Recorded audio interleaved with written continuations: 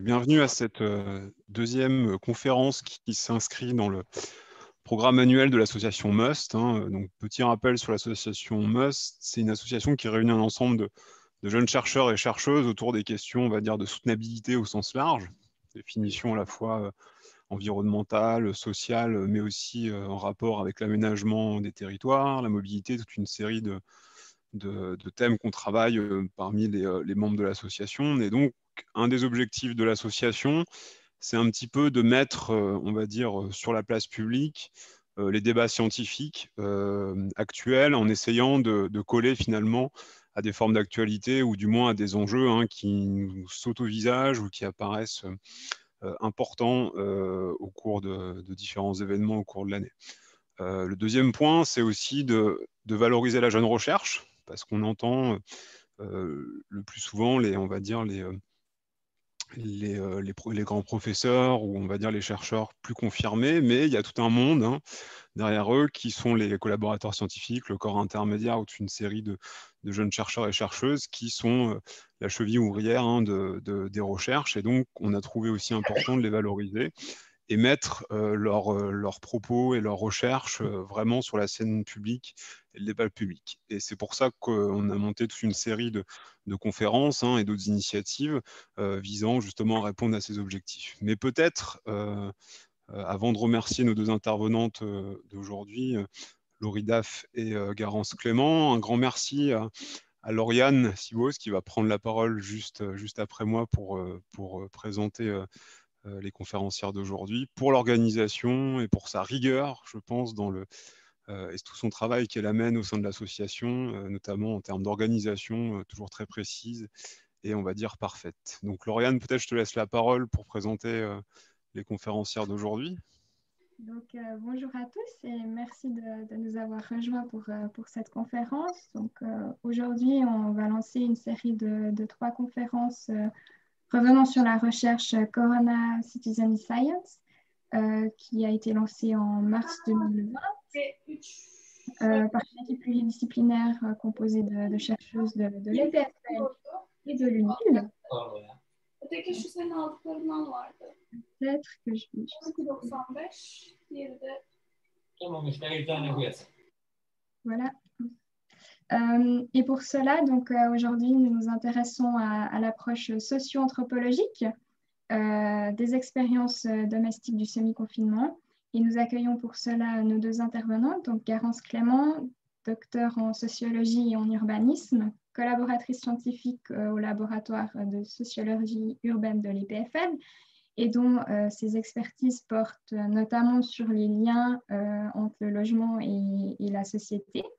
Et puis Laurie Daff, donc docteur en sciences politiques et sociales, orientation anthropologie, et également collaboratrice au LASUR, et puis collaboratrice scientifique auprès de Mobilhome, donc un bureau de sciences sociales, et puis dont ces champs de recherche portent notamment sur les espaces mobiles et puis les espaces domestiques.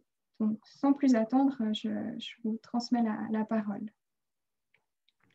Oui, merci Lauriane. Alors, je vais tout de suite partager mon écran. Est-ce que tu peux réactiver mon partage d'écran, s'il te plaît? Comme ça, je peux mettre le PowerPoint. Ouais, et je fais ça où?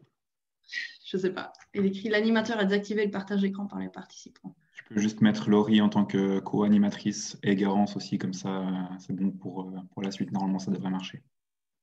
Ah, c'est bon, si tu veux, je peux partager, Laurie. Tu peux partager la version qui est sur le Google Slide.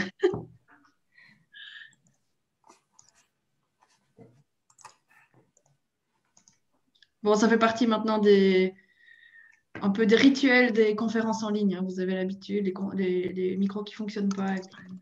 Donc, merci pour votre indulgence. On montre bien qu'on progresse de conférence en conférence. Ah, voilà, maintenant je peux. Alors, ouais, c'est ça, on a bien progressé depuis le début. Alors, hop. Et partager. Alors, la question habituelle. Est-ce que vous voyez mon écran? Oui, mais vous voyez le mode présentation. Puis si je fais ça, vous voyez bien ou vous ne voyez pas? Vous voyez la bonne slide? Non. Bon. C'est pas parfait.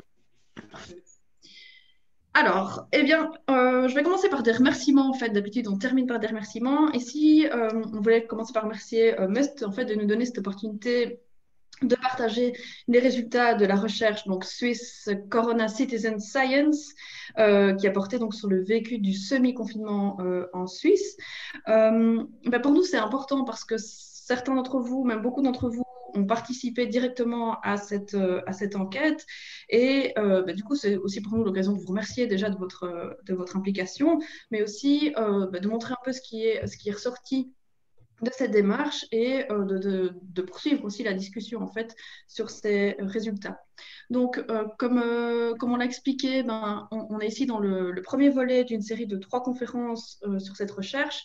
Ça nous semblait important de faire cette série de mini-conférences pour plusieurs raisons, parce que, comme je vais vous l'expliquer, en fait, c'est une recherche qui a mobilisé plusieurs types d'outils, et donc, il dit plusieurs types d'outils, il dit plusieurs types de résultats, puis ça vaut la peine de s'arrêter un petit peu sur chacun d'entre eux, et c'est une recherche qui a mobilisé une équipe pluridisciplinaire, et donc, à chaque fois, on a des regards différents qui permettent d'ajouter une part de compréhension au phénomène. Petite parenthèse, les résultats préliminaires de cette recherche sont déjà disponibles en ligne, donc sur l'adresse qui est ici affichée sur la première slide, mais on pourra vous la communiquer par ailleurs. Alors, aujourd'hui, ce qu'on vous propose, c'est, comme je vous le disais, c'est de présenter une partie des résultats qui sont les résultats qui sont issus de l'enquête par questionnaire. Mais aussi, on voulait faire un peu le point sur la démarche qu'il y avait derrière sur cette recherche. Donc, Swiss Corona Citizen Science, je me trompe à chaque fois, parce que c'est une démarche qui est assez particulière, qui s'est montée assez rapidement, qui a mobilisé pas mal de monde, à la fois dans le monde académique et dans la société civile. Et comme je vous le disais, il n'y a que des 1, mais c'est évidemment 1, 2, 3, 4. Le 4e point est destiné à une discussion avec vous en fait, sur les résultats. Alors, à partir de mars 2020 et puis des annonces de confinement partout dans les différentes régions en Europe, on a vu aussi apparaître une série d'enquêtes qui vous demandaient comment vous allez, comment vous vous déplacez, qu'est-ce que vous pensez de cette situation. Et en fait, cette profusion d'enquêtes, elle a une certaine raison d'être. Hein. Je pense que ça nous a tous un peu énervé de les voir. Mais il faut en fait se remettre dans le contexte de l'époque. Avec le confinement, rappelez-vous, on nous annonçait à la fois qu'on allait fermer les écoles et les commerces non essentiels, on nous annonçait l'obligation de travailler à domicile.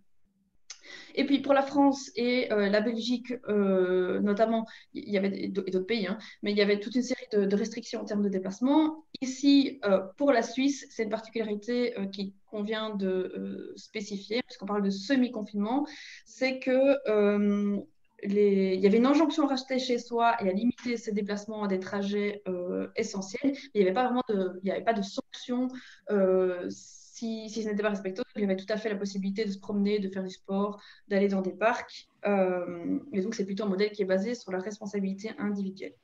Mais, soit dit en passant, on était quand même tous un peu logés à la même enseigne avec cette fermeture des écoles, des commerces et cette obligation de télétravail. Et avec le confinement, venait un constat qui est basique, mais qui, vous allez voir, en fait, a toute une série d'implications. Donc, avec ces annonces de confinement, on apprenait que une des premières conséquences était que les occupants d'un même logement allaient devoir partager les mêmes espaces au même moment. Alors, ça paraît bête dit comme ça, mais en fait, ce sont des situations assez inhabituelles finalement, qui sont généralement réservées plutôt à des moments hors travail, donc le week-end, lors des vacances, et puis qui sont pour des courtes durées. Ce confinement, c'était aussi l'annonce qu'en fait, on allait devoir faire cohabiter sous un même toit des activités professionnelles, des activités sociales, des activités éducatives, donc toute une série d'activités qui habituellement pouvaient se faire dans des lieux différents hors du foyer, hors du logement et à des moments différents. Et donc, qu'est-ce que ça veut dire? Ça veut dire que en fait, on a tous des stratégies, entre guillemets, qui nous permettent de nous accommoder avec des situations qui sont plus difficiles. C'est-à-dire, par exemple, si moi, j'habite dans un logement qui est petit, en règle générale, ça veut dire que je peux compenser en faisant des activités sociales dehors, à l'extérieur, en allant dans les bars, etc. On a tout de suite pensé aussi évidemment à des situations très difficiles de violence où le fait d'avoir par exemple des horaires de travail dissociés permet d'éviter de rester sous le même toit trop longtemps qu'une personne violente, etc. Et donc ici on se retrouvait avec toute une série de solutions, nouvelles solutions qui devaient se mettre en route pour faire face aux différentes difficultés.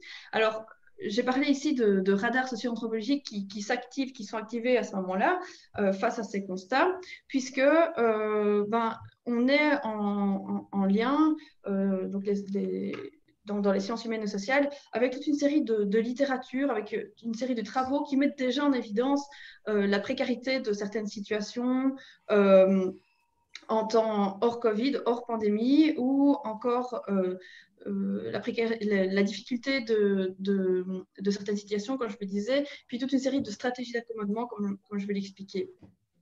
Et donc, on se pose la question, mais comment on va faire en fait? On s'est tous posé la question, quelles ressources est-ce qu'on va pouvoir mobiliser? Quelles solutions est-ce que chacun va pouvoir trouver avec nos contraintes qui peuvent être à la fois matérielles, psychiques, économiques, sociales, et tout ça évidemment en un temps record. Alors, je vous le disais, ce constat, tout le monde a pu le faire assez intuitivement.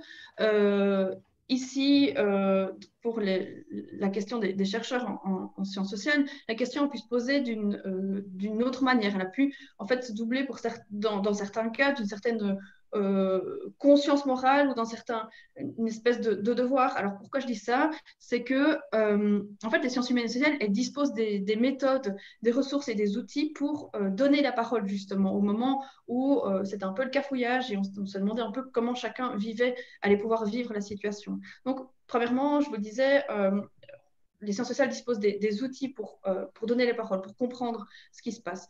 Deuxièmement, on était face à une situation complètement inconnue et puis qu'on pressentait qu'il y avait une urgence, ou en tout cas un besoin de monitorer et un besoin en tout cas de multiplier les données, de multiplier les récits, de multiplier les regards pour en approcher la complexité. Et troisièmement, il y avait une espèce de nécessité de prendre le pouls de la situation pour justement dans des cas, si des cas très difficiles venaient à se présenter, pour en tout cas alerter si besoin. Et puis via notamment les réseaux associatifs avec lesquels les sciences humaines et sociales ont l'habitude de travailler, avec la société civile qui est d'office impliquée dans les recherches en fait, en sciences humaines et sociales, puisque les outils justement des chercheurs dans ce domaine, ils sont assez simples. C'est-à-dire qu'il y a une obligation d'entrer en interaction. Il n'y a pas de données, il n'y a pas de connaissances, il n'y a pas de dialogue avec les personnes concernées par la situation. Et puis, il consiste en carnet de notes et en des gens, c'est-à-dire que habituellement, les chercheurs, ce qu'ils font, c'est qu'ils vont trouver les personnes concernées et puis ils leur posent toute une série de questions. Il y a différents types de méthodes où ils observent. Mais ici, malgré ces différents constats il faudrait qu'on fasse quelque chose, il faudrait qu'on documente la situation, il y avait un certain défi qui était, mais en fait, on ne peut plus faire ça, on ne peut plus aller ouvrir des portes et se rendre chez les gens pour voir ce qui se passe chez eux. Donc ça, c'est un peu pour vous poser le contexte et puis aussi pour un peu comprendre, mais tiens, pourquoi on a vu toutes ces enquêtes dans tous les sens, on en voit encore maintenant le confinement, on y est à nouveau. Et puis aussi pour faire comprendre qu'on a parfois l'impression qu'il y a un peu une espèce de surenchère dans le type d'enquête, mais en fait, il faut bien se rendre compte qu'il n'y a pas de bonus en fait, pour les chercheurs à faire ces enquêtes, bien du contraire, il n'y a pas d'intérêt personnel, c'est du travail qui se fait en plus, un peu par conscience, comme je vous le disais, et qui est en fait dans beaucoup de cas, même parfois bénévole en fait. Donc voilà, ça c'est un peu pour le cadre méthodologique, on va dire, de cette recherche. Alors, comment on fait? Eh bien, une première réponse ça a été de faire un recensement photographique. Alors, moi, à ce moment-là, en fait, avant le confinement, avant le semi-confinement en Suisse, il se fait que j'étais malade et que j'avais beaucoup de temps pour penser et que je me suis dit, mais j'ai pensé à toutes ces questions, comment on peut faire pour monitorer cette situation? Et puis, je me suis dit, je vais utiliser en fait des outils qu'on a l'habitude d'utiliser au quotidien. Hein. Mes collègues savent que j'aime utiliser des réflexes qu'on a tous les jours, c'est-à-dire prendre notre Natel, prendre notre téléphone et puis envoyer des photos de ce qu'on mange à notre famille, à nos amis. Et je me suis dit, mais tiens, pourquoi pas en fait, demander aux personnes autour de moi, aux proches, aux amis, de faire avec moi en fait, un inventaire des situations qu'ils vivent au quotidien, donc de documenter en fait leur situation de vie. Donc, c'est plutôt focalisé sur le télétravail. Donc, montrez-moi à quoi ressemblent vos espaces de travail pour en fait commencer à faire un portrait des différents types de réorganisation des intérieurs, réorganisation complète ou au cours de la journée, comment on s'accommode de la situation. Hein. Donc, on voit aussi des photos de personnes qui travaillent avec des enfants sur les genoux. Comment est-ce qu'on cohabite, par exemple, notamment avec des colocataires qui n'ont pas les mêmes rythmes, mais aussi avec des animaux, notamment. Comment on réorganise son emploi du temps, et puis tout ça par cet archivage donc, photographique. C'est un projet auquel certains d'entre vous, je sais, ont participé. Il a duré une quinzaine de jours et en fait, après, il a dû s'arrêter parce que, et là, je vais venir à la suite, et surtout au projet de Swiss Corona Citizen Science, puisque donc cette seconde réponse qui était une recherche collaborative, est venue, l'occasion s'est présentée en fait de mener cette recherche, et puis il n'était plus possible de tenir en parallèle ce relevé, cet archivage photographique hein, qui existe et qui n'est pas perdu. Mais donc, finalement, il y a eu une mise en contact entre différentes chercheuses qui se posaient un peu les mêmes questions qui vous ont été exposées précédemment, qui provenaient d'autres centres de recherche et avec lesquels on n'avait jamais travaillé. Et donc, il y a eu une première réunion, notamment entre les laboratoires de Claudia Binder et Vincent Kaufmann, avec Uli Wiesmeyer, Livia Fritz, Garance Clément et moi-même. Et on s'est rendu compte qu'en fait, on avait une même volonté qui était de mettre des ressources d'aide à disposition de la société civile avec les moyens dont on avait à notre disposition, d'ouvrir le dialogue et d'inviter la société civile donc à être réflexif, en fait, à initier une réflexion sur le vécu du semi-confinement. Et comme je vous disais, donc mettre des outils des sciences sociales à disposition de la démarche. Donc, ça aboutit sur une recherche collaborative entre différentes universités, différents centres de recherche, entre différentes disciplines et entre le monde académique et la société civile. Tout ça en un temps record, finalement, puisque vous le voyez, donc, le début du confinement, c'était le 16 mars. Le 19 mars, on avait une première réunion et sont suivis toute une série de volets en fait, d'enquêtes. Une enquête par questionnaire, une application, des entretiens individuels et des groupes de discussion. Je vais revenir brièvement sur chacun d'entre eux. Donc, le questionnaire portait... donc, c'est le deuxième volet de recherche, c'est le deuxième type de réponse collaborative. Ici, on passait de la question du travail à vraiment le vécu général du semi-confinement en Suisse. Hein. On avait plusieurs outils qui permettaient de se poser cette question plus large. Donc, c'est là-dessus que portait le questionnaire qui a été traduit en 4 langues pour pouvoir être diffusé partout en Suisse, diffusé via nos réseaux professionnels, mais aussi dans la presse, les réseaux sociaux. Et il avait la particularité, en fait, de fournir tout au long de l'enquête des numéros d'appel d'urgence, des liens vers des sites ressources que pouvaient, en fait, consigner les enquêtés auxquels ils pouvaient avoir recours s'ils avaient des difficultés personnelles d'un point de vue psychologique, matériel, même physique, etc. Alors, eh bien, c'est... à ce sujet qu'on va vous présenter tout de suite les résultats de cette enquête. Hein, donc, c'est le premier regard. premier volet de cette série de conférences. Ensuite, on avait deux outils plus vraiment participatifs, donc une application mobile, donc c'était un journal de bord textuel où les participants avaient aussi la possibilité d'intervenir, donc c'est ça, un journal de bord en fait, qui permettait aux participants soit de fournir du texte sur leur quotidien, soit des photos, etc., via une application mobile.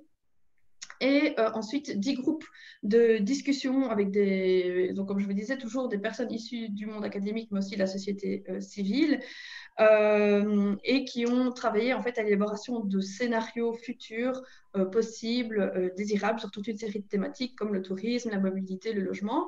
Et donc ça, ce sont deux types d'outils qui ont été portés par donc Livia Fritz et Uli Hilsmeyer, et puis qui ont aussi eu l'appui de Daniel Gatica. Et donc qui fera l'objet de la deuxième série le deuxième volet de cette série de conférences qui sera organisée en 2021. Et enfin, on a eu la chance aussi de travailler avec l'UNIL, avec un groupe de psychologues qui, elles, ont mené des entretiens individuels avec 60 participants en face à face, entre guillemets, donc des entretiens qui sont faits par téléphone ou via Zoom, hein, ou des plateformes équivalentes.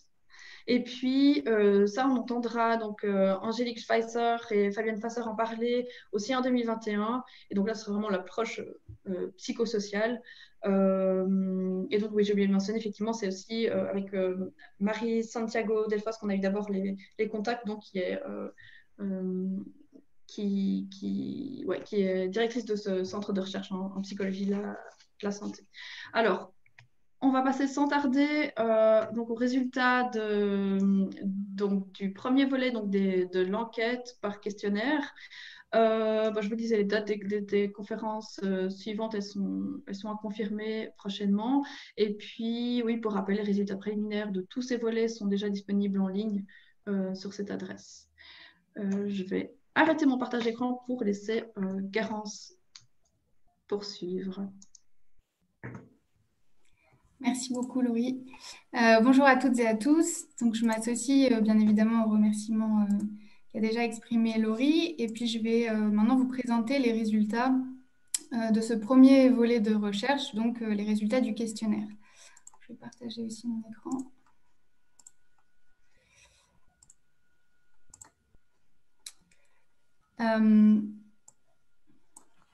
Donc, cette enquête par questionnaire, elle visait, je vais le rappeler, à poser une série de questions sur la manière dont on a géré ce semi-confinement. Donc, Laurie en a déjà aussi parlé, d'un point de vue à la fois pratique, émotionnel et politique. Donc, on s'est demandé qu'est-ce qu'on a fait pour s'adapter et aussi qu'est-ce qui a changé de manière peut-être un peu moins maîtrisée.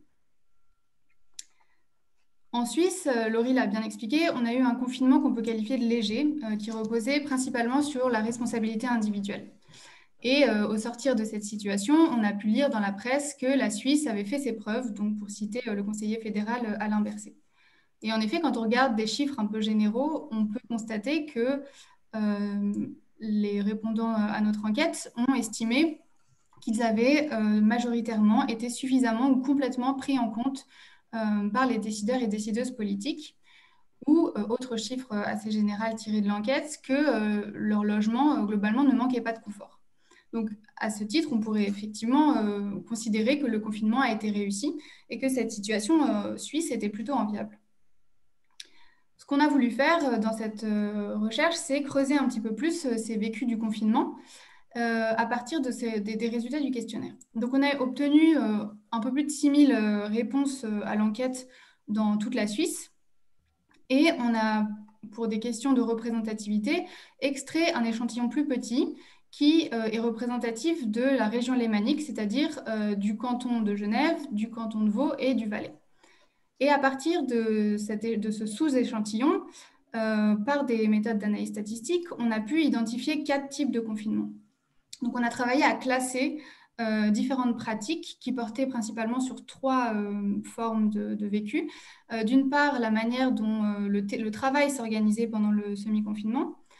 Ensuite, s'il y avait eu des réaménagements, des réorganisations du logement, donc est-ce que les gens ont changé l'usage de leurs pièces, est-ce que les meubles ont bougé, est-ce que les couchages ont changé, et puis quelles activités avaient été réalisées durant ce semi-confinement, en les comparant notamment aux activités préférées avant le confinement.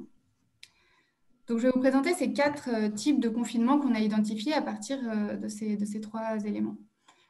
Un premier type qui est majoritaire dans notre population, c'est celui qu'on a appelé le maintien d'une routine. Donc, pour les gens qui appartiennent à ce groupe, on a pu observer une faible adaptation ou une faible transformation du logement, une faible connectivité, donc peu de temps passé sur les réseaux sociaux durant le confinement. En revanche, beaucoup d'activités de plein air qui ont été maintenues. Et finalement, une faible perturbation des habitudes sportives et alimentaires. Donc, c'est des gens qui profitaient déjà beaucoup de l'extérieur et qui ont continué à le faire durant le semi-confinement. Donc, ce groupe, on peut estimer qu'il réunit des personnes préservées par la situation, qui est là finalement peu perturbée. Un deuxième type de confinement, c'est celui qu'on a appelé la suractivité compensatoire. Donc, c'est le deuxième plus représenté dans notre population. Et cette fois, on remarque que ce sont plutôt des gens qui ont transformé leur logement en changeant les meubles de place ou en changeant l'usage des pièces. Ce sont aussi des individus qui ont été plus fortement concernés par le télétravail, avec une plus forte connectivité, et qui, durant le confinement, se sont livrés plutôt à des activités studieuses, donc soit la lecture, soit le travail ou les études. Donc, travail considéré cette fois comme une activité du temps libre, en plus du travail rémunéré. Et surtout, ce sont des personnes qu'on a vues plus fortement s'investir dans les soins du corps et l'alimentation durant le confinement. Donc, des gens qui ont fait plus de sport au domicile ou en extérieur et qui ont passé plus de temps à cuisiner pour eux durant cette période.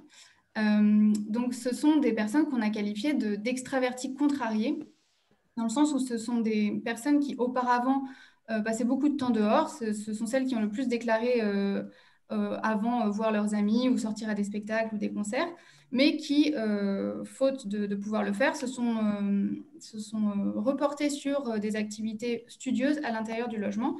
Et on peut considérer que c'est une situation qui était intense mais maîtrisée durant le semi-confinement. Un troisième type de confinement, de vécu du confinement, c'est celui qu'on a qualifié de lâcher prise. C'est le moins représenté dans notre échantillon. Et c'est un type de confinement qui concerne des personnes qui, là aussi, ont plutôt adapté leur logement, fait des transformations.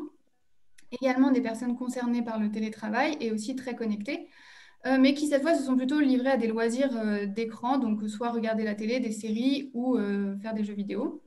Et ce sont aussi des personnes qui ont moins investi dans les soins du corps, le sport et l'alimentation.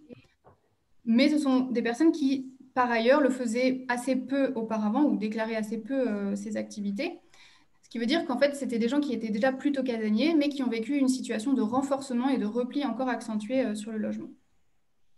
Et enfin, le dernier type de confinement qu'on a pu identifier, c'est celui qu'on a qualifié d'astreinte, qui est le troisième groupe le plus représenté de notre population, où là, on remarque une faible adaptation du logement, des situations de précarité professionnelle ou de travail en présentiel. Donc là, on n'a plus de télétravailleurs, mais plutôt des gens qui ont perdu leur emploi à cause du Covid ou qui ont continué à travailler sur place. Également une forte connectivité, des loisirs aussi plutôt d'écran, mais cette fois, une déclaration plus importante de fatigue, de perte de confort et un soin de soi qui est délaissé. Donc, on identifie bien à travers ce quatrième type les premiers exposés ou ce qu'on a appelé la première ligne à la crise et une situation plus fortement contrainte. Une fois qu'on a identifié ces 4 types de confinement, on a pu ensuite regarder plus précisément qui étaient les personnes que ces types concernaient. Donc, alors, ce que je vais dire maintenant, je vais décrire un petit peu ces types. Il faut savoir que ce que je vais dire, ça ne veut pas dire qu'il n'y a... par exemple, pour ce groupe, je vais dire qu'il y a une surreprésentation d'hommes. Ça ne veut pas dire qu'il n'y a que des hommes, mais ça veut dire que c'est il y a une part d'hommes plus importante. Donc, pour le groupe qu'on a appelé maintien d'une routine, donc ce sont plutôt des hommes, des personnes plutôt âgées, qui vivent plutôt en maison, avec des jardins, qui vivent plutôt en couple avec ou sans enfants, avec une surreprésentation des retraités, une polarisation entre les gens très diplômés et les gens qui avaient un diplôme moins élevé, et une surreprésentation des personnes appartenant à des groupes dits à risque. Dans le deuxième type de confinement, on retrouve une surreprésentation de femmes plus jeunes, vivant plutôt en appartement, qui bénéficient d'espaces extérieurs, donc terrasse ou balcon, plutôt des couples avec enfants ou des colocations de jeunes actifs, et plutôt des salariés et des étudiants très fortement diplômés. Le troisième type de confinement regroupe plutôt des hommes, des personnes plus jeunes encore que les précédentes, vivant en appartement, cette fois plutôt sans espace extérieur et principalement en colocation ou des personnes seules, et avec cette fois une nette surreprésentation des étudiants qui ont des diplômes supérieurs, mais aussi une petite part de personnes qui sortent de l'école obligatoire. Et enfin, le dernier est plus mixte, regroupe aussi des classes d'âge plus variées, avec des personnes qui vivent en appartement et cette fois qui ont accès à des espaces extérieurs, qui vivent plutôt seuls. Et puis on retrouve les statuts précaires dont j'ai parlé, donc des étudiants, des indépendants qui ont peut-être perdu leur emploi pendant la crise ou des chômeurs. Et c'est aussi le groupe qui est le moins diplômé et où on retrouve aussi des personnes appartenant au groupe à risque, où là on peut supposer qu'elles n'appartiennent pas à ces groupes pour des questions d'âge ou de risque de santé, mais plutôt pour des risques d'exposition à la maladie dans le cadre du travail. Donc, vous avez maintenant une idée un peu plus précise de ce que sont ces quatre types de confinement. Et ensuite, ce qu'on a fait, c'est que, au-delà des pratiques, on voulait savoir comment est-ce que ces vécus se sont traduits en termes émotionnels et politiques. Donc, ce qu'on a fait, c'est qu'on a construit une sorte de graphe ou de matrice sur laquelle on a deux axes. Le premier axe horizontal qui permet d'identifier un état émotionnel. Donc, c'est-à-dire qu'on a cherché à comprendre comment les personnes vivaient sentimentalement et en termes d'angoisse ou de stress cette situation de semi-confinement. Et sur l'axe vertical, on a posé des questions qui relevaient plutôt... Enfin, l'axe vertical permet d'approcher des questions plutôt politiques, au sens où on a cherché à savoir si les personnes se sentaient prises en considération par les décideurs, s'il y avait une confiance forte dans le système de santé et dans la gestion de la crise. Donc, on a plus ici un vécu de citoyen face à la gestion de la crise sanitaire. Et donc, en gros, plus on est en haut à droite, plus on va bien et plus on a confiance. Plus on est en bas à gauche, moins on va bien émotionnellement et moins on a confiance. Et on a positionné ensuite les différents groupes, donc, toujours par des méthodes statistiques, sur cet axe. Et ce qu'on peut observer, c'est que, donc, sans surprise, les personnes qui appartiennent au groupe qui a plutôt maintenu sa routine se situent dans le cadran droit, supérieur droit, donc qui ont plutôt une confiance en la gestion de la crise et un état émotionnel positif. À l'opposé, le groupe qui était le plus exposé à la crise a eu un vécu émotionnel et plutôt négatif et plutôt une confiance modérée dans l'action du gouvernement et la gestion de la crise. Et puis, dans des positions intermédiaires, on retrouve ici le groupe qu'on a qualifié de suractivité compensatoire, donc les gens qui se sont beaucoup investis dans des activités chez eux, dont on voit que leur situation émotionnelle n'était pas forcément très favorable.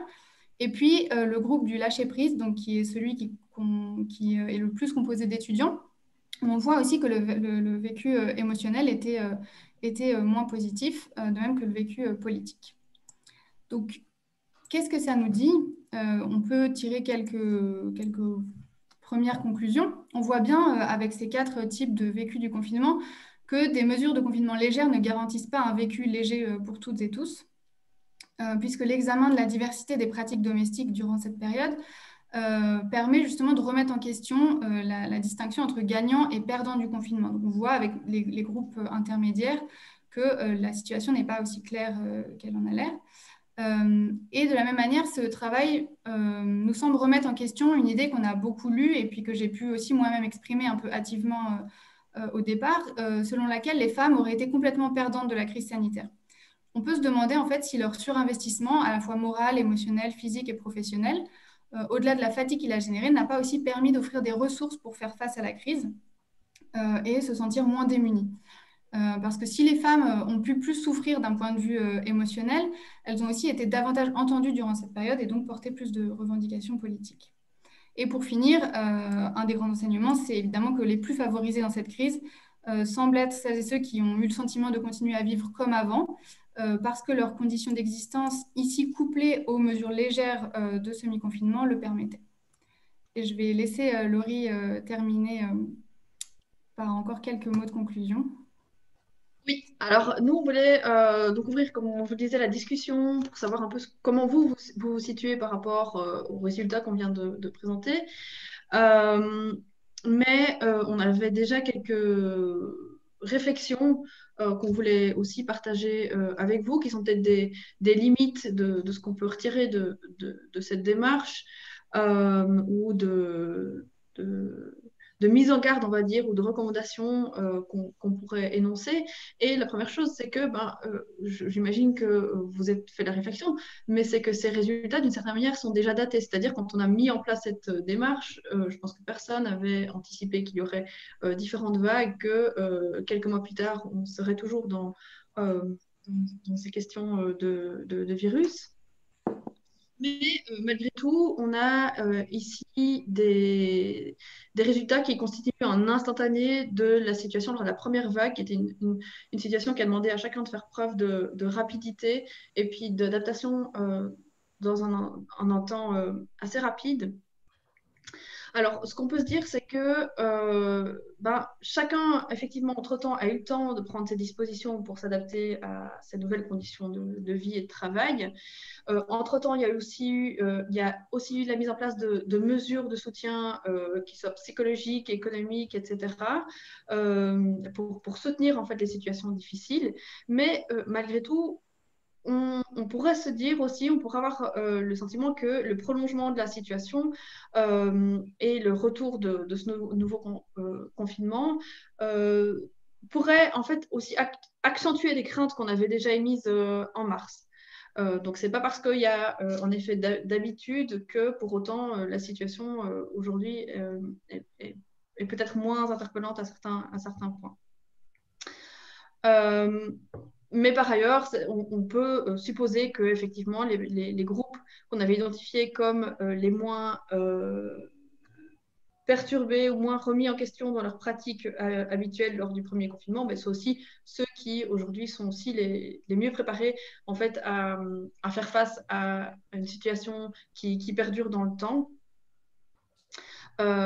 Et puis, c'est toujours dans cette même ordre d'idée, mais on peut se poser la question, est-ce que les groupes qui étaient déjà identifiés en mars comme les plus précarisés à différents abords ont eu le temps et les ressources pour faire mieux face, ou au contraire, est-ce que ça n'a fait qu'accentuer ces difficultés?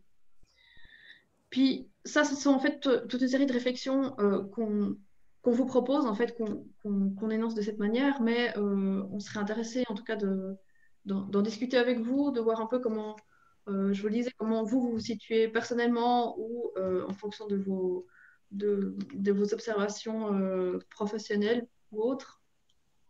Et puis de voir un peu, à partir des résultats que nous, on a pu mettre en évidence, vous, qu'est-ce que vous mettriez en avant comme enseignement, en fait, pour cette seconde vague. Voilà, donc n'hésitez pas à prendre la parole. Je ne sais pas comment comment Must voudrait organiser le débat.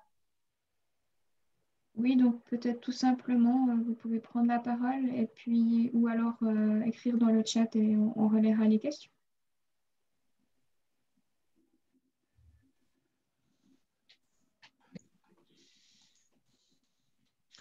Peut-être pour faciliter. Voilà, parfait, excellent. Merci beaucoup.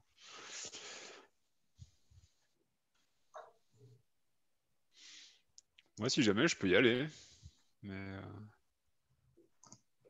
peut-être ça amènera d'autres questions. Oui, bah, merci beaucoup. Hein. Moi, comme je disais, hein, je suis très content de voir ce travail qui est très très intéressant. Moi, j'avais une question un peu bête, quoi, parce que bon, comme vous l'avez dit en introduction, il y a eu une espèce de vague, en tout cas scientifique, et pas forcément épidémique, sur voilà, un nombre incroyable d'enquêtes, de sondages, etc., une espèce de fièvre de ça. Et en fait, bon, moi, j'ai suivi par ailleurs une autre chercheuse, Lise Bourdeau-Lepage, avec le projet Interlude. Et je voulais savoir si vous aviez fait des comparaisons, s'il y a d'autres questionnaires ou d'autres résultats qui rentrent comment dire, en perspective avec les autres. Voilà, est-ce qu'on retrouve en gros des tendances européennes qui sont les mêmes par rapport à vos résultats, ou est-ce qu'il y a des différences entre pays? Donc voilà, je serais intéressé à vous entendre là-dessus. Merci. Ouais, merci pour ta question, Guillaume. Alors, tu connais les exigences de l'organisation de la recherche, c'est-à-dire que là, comme on l'a expliqué aussi, c'est une recherche qui s'est faite un peu dans l'urgence, en plus d'un travail qui était à faire en cours, donc un travail normal, ce qui fait que le temps aussi d'analyse et de publicité, on va dire, des résultats. Voilà, les résultats arrivent seulement maintenant. Et donc, la mise en dialogue, en fait, avec les différentes enquêtes et les différents sondages qui ont pu être faits par ailleurs, on voit que ça commence à s'organiser, c'est-à-dire ça suit plus ou moins, enfin, ça suit les mêmes canaux habituels de la recherche scientifique, c'est-à-dire on voit toute une série de conférences, on voit toute une série de publications qui apparaissent. Et je pense qu'il y a un temps de retard, entre guillemets. C'est maintenant qu'on va pouvoir justement prendre le temps de se pencher sur les résultats, ou d'avoir eu le temps de se pencher sur les résultats, et puis d'entrer dans la seconde phase qui va être d'entrer en dialogue avec les autres chercheurs et de ce qu'ils ont pu mettre en évidence dans d'autres contextes. Mais effectivement, ici, on avait l'impression qu'il y avait quand même des spécificités, comme Garance vient d'expliquer, à la situation suisse, et qui va être intéressant de comparer à d'autres contextes où le confinement a été peut-être plus restrictif à certains égards. Merci.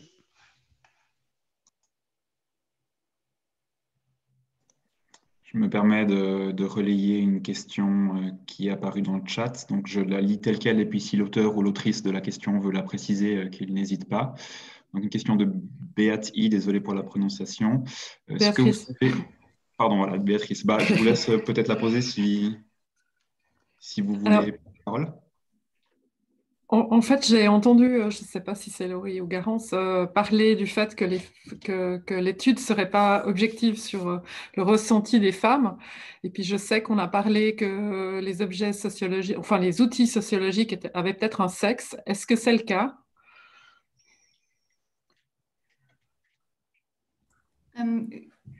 Qu'est-ce qui vous a fait penser que ce n'était pas objectif sur le ressenti des femmes?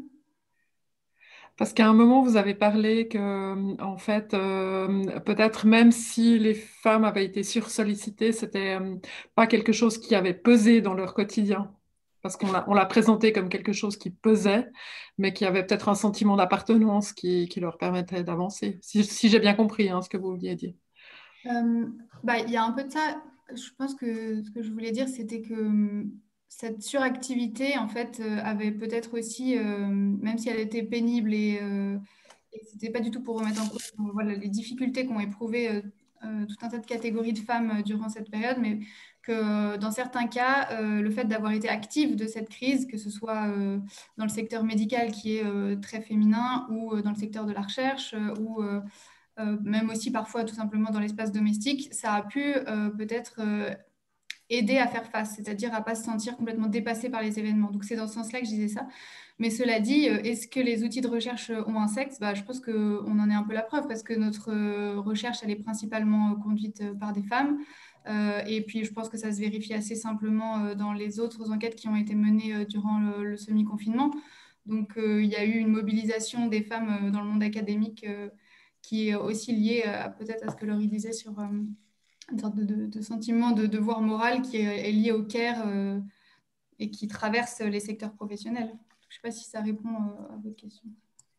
Oui, merci.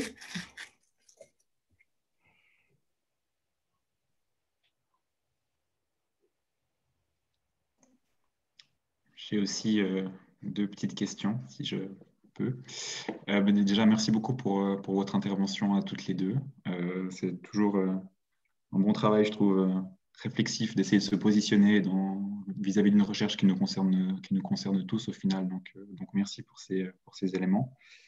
Deux questions. Une première qui est plutôt méthodologique, du coup. Vous disiez, voilà, il faut inventer des nouvelles méthodes pour ce genre de recherche. Est-ce que vis-à-vis de vos expériences respectives sur les questions de logement que vous avez pu avoir par le passé ou dans la période pré-Covid, on va dire, vous voyez des différences, voilà, parce que forcément, envoyer des photos, ça veut aussi dire qu'il y a tout un travail de mise en scène. Pareil pour les entretiens via Zoom. Voilà, c'est une forme de présentation de soi. Donc, est-ce que ça, vous l'avez observé et qu'est-ce que vous pouvez nous en dire un petit peu? Et la deuxième question, c'est plus par rapport au secteur d'emploi. On voit, en tout cas, je ne sais pas comment c'est dans le Valais, mais en tout cas, j'imagine à Genève et puis aussi dans le canton de Vaud, il semblerait qu'il y ait une espèce de grogne un petit peu du secteur des commerçants, en fait, qui sont assez mécontents finalement des mesures que le gouvernement a prises pour la deuxième vague vis-à-vis des restaurants et autres.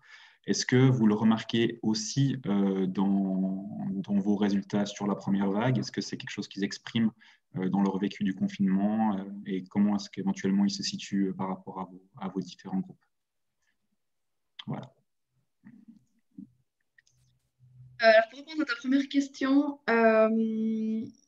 alors oui, des effets de mise en scène, effectivement, on le remarque, mais finalement, ce n'est pas différent du travail de recherche habituel. C'est-à-dire que le travail de recherche en sciences humaines-sociales, il prend en compte le fait que dès qu'il y a une entrée en dialogue ou dès qu'il y a des interactions, il y a forcément des mises en scène. Et puis, en fait, ce sont des mises en scène qui veulent dire beaucoup aussi.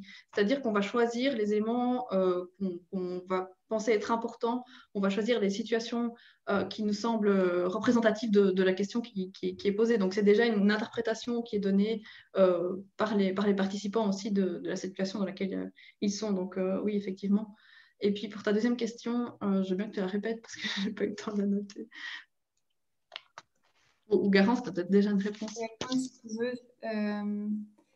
sur les secteurs d'activité et du coup la manière dont l'expression d'un mécontentement peut varier selon ces secteurs.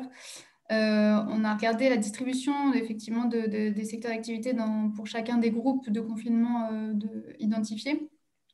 Et c'est assez clair qu'en ce qui concerne le secteur du commerce ou de la construction, on les retrouve plutôt dans le groupe lâcher prise, donc des personnes en fait qui apparaissent pas comme le groupe le plus précarisé, mais qui en tout cas a l'air d'avoir eu un peu une sorte de dépit et de repli dans le logement durant ce semi-confinement. C'est difficile, enfin on peut pas encore dire que c'est lié au secteur d'activité, mais voilà, c'est un indice de ça. Et de la même manière, dans le groupe d'astreinte, donc le plus touché, on retrouve le secteur de la restauration et de la santé. Donc ça, c'est assez clair. Alors qu'à l'inverse, sans surprise, les deux groupes les plus favorisés, on retrouve plutôt l'enseignement et l'administration publique. Donc, merci. Merci. Est-ce qu'il y aurait encore des questions?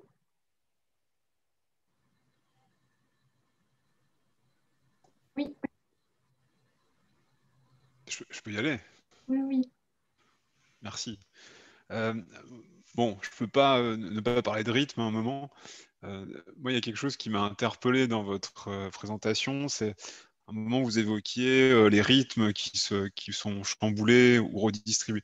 Moi, il y a quelque chose qui m'intéresse beaucoup, mais c'est très lié à notre projet qu'on a ensemble, Garance, sur le Domotopie. Moi, je suis assez intéressé, peut-être dans le Cali, il me semble qu'il y a eu un volet Cali dans ce projet, à savoir, ouais, finalement, quelles ont été les chorégraphies qui sont mises en place. C'est-à-dire que par exemple, au sein d'un logement, sur un couple, hein, typiquement, qui, comme vous l'aviez dit à un moment, l'un ou l'autre sont au travail, ou les deux ensemble, et du coup, il y a une rythmique de coprésence qui est réglée sur les 4 temporels du travail, etc. Alors, la question qui se pose, c'est voilà, quand on est obligé d'être ensemble quasiment H24, est-ce que vous avez des billes sur la chorégraphie qui s'est mise en place? C'est-à-dire, Par exemple, est-ce que voilà, toi, tu es dans cette pièce, moi, je suis dans celle-ci. Donc, comment dire, on reconstruit des formes de sphères professionnelles où il y a d'autres activités séparées. Le soir, on se retrouve. Peut-être que l'un ou l'autre, le soir, va se coucher plus tôt pour laisser l'autre enfin, de retrouver une sphère individuelle pour ses propres. Enfin, voilà. Donc, l'idée, ouais, la question, c'est est-ce que vous avez. Aussi pour tenir face au confinement, parce qu'on a tous besoin, je pense, et toutes, d'un retour à une sphère individuelle à des moments. Hein. On ne peut pas être tout le temps en stimuli et en échange, hein, en particulier dans des relations de couple ou de colocation, on va dire.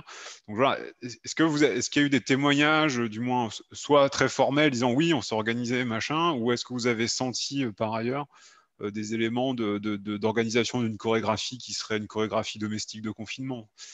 Donc voilà. C'est ma question. Alors, oui, en fait, effectivement, comme tu dis, je pense que c'est plutôt, tu diras, Garance, si tu es d'accord avec moi, mais je trouve que c'est quelque chose qui s'est plutôt approché via le volet Kali, effectivement,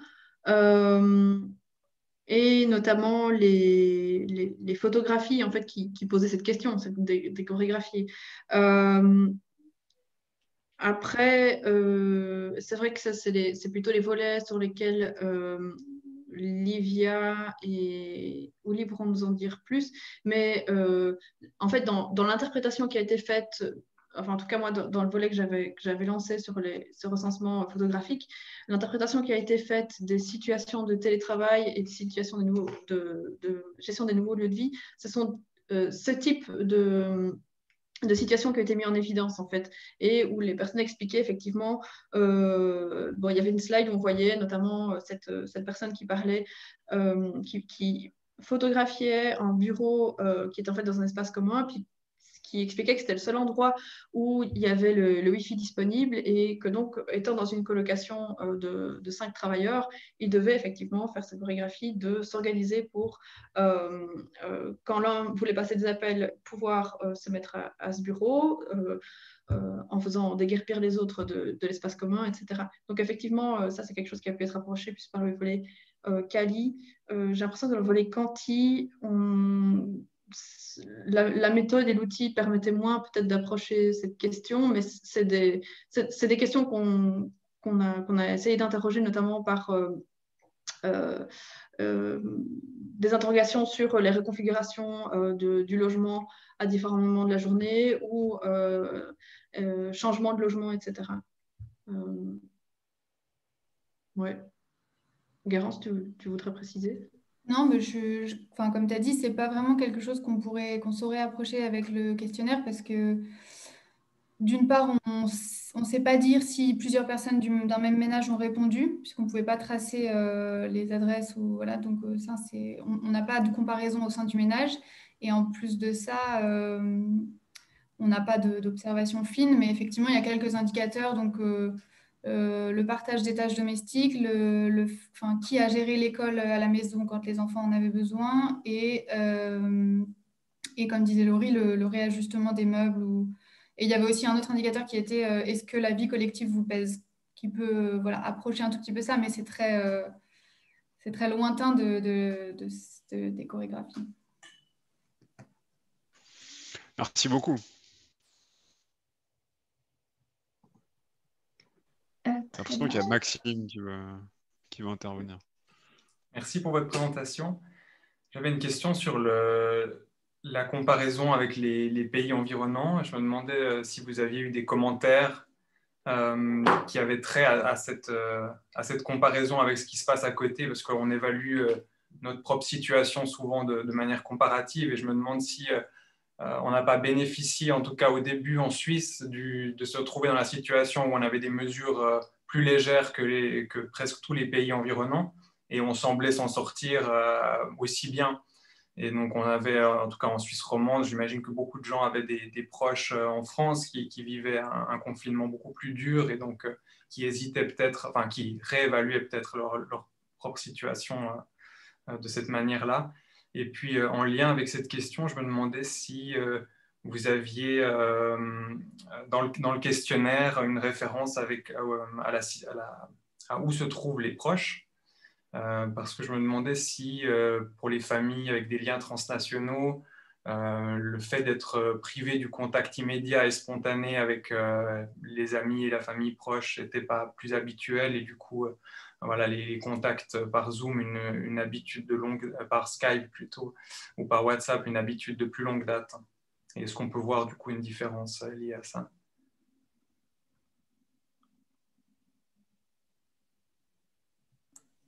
Merci pour ta question, Maxime.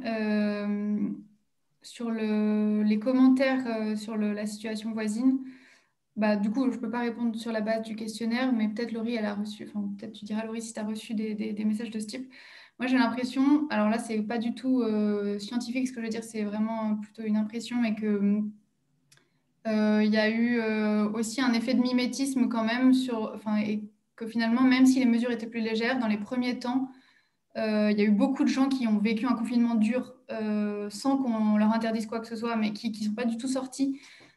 Aussi parce qu'on était abondé de nouvelles de tous les gens qui étaient cloîtrés chez eux. Et donc, j'ai l'impression qu'il y a eu ça et qu'il y a eu peut-être une latence et que le moment où on a réalisé qu'on pouvait en fait sortir et arriver plus tard. Donc, peut-être que c'est... Et qu'à ce moment-là, ensuite, on a commencé à dire, oui...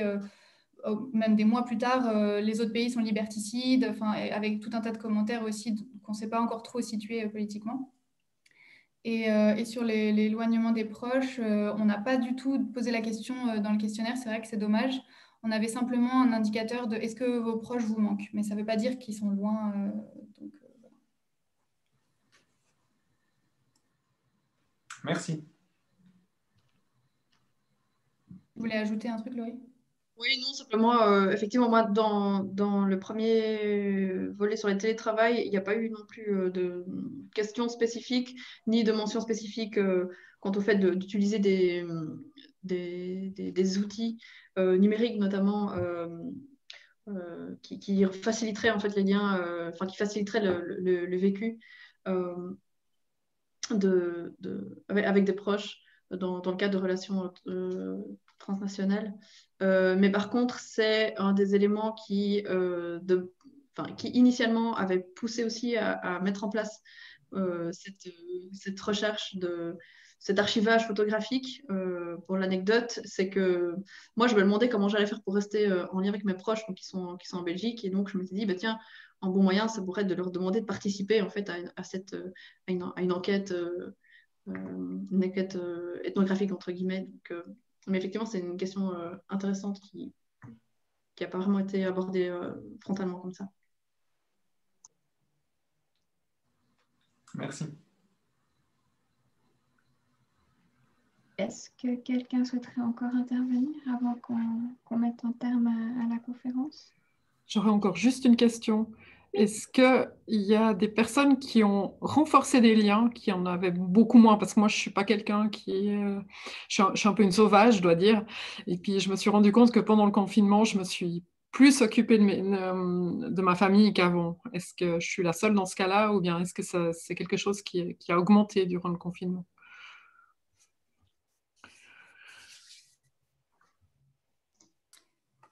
Pour moi, je ne sais pas, tu veux commenter? Comment on peut le mettre en lien effectivement avec cette observation de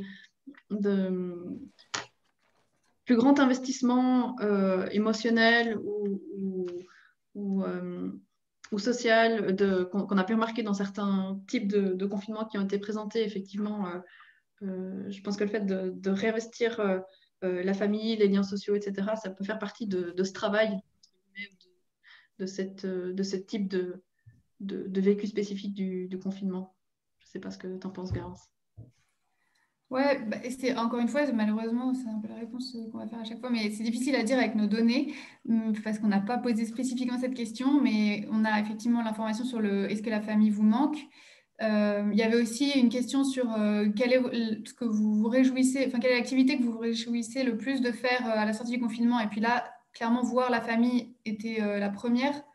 Donc, ça sous-entendrait que finalement la famille a été délaissée par obligation, mais pas forcément toute la famille. Et je sais que dans les entretiens, on a discuté un petit peu déjà avec les psychologues de l'UNIL qui disaient que dans les entretiens, elles avaient pu trouver beaucoup de cas de culpabilité de personnes qui s'empêchent en fait d'aller voir leur famille durant la crise sanitaire par peur de les contaminer. Et que du coup, on leur reproche de voir les liens familiaux s'affaiblir. Donc, c'est un peu ambivalent. On peut vouloir beaucoup soigner ses proches, aller les voir, faire à manger pour eux, et en même temps s'interdire de les voir par précaution. Donc, il y a une sorte de double injonction qui n'est pas facile à gérer. Merci.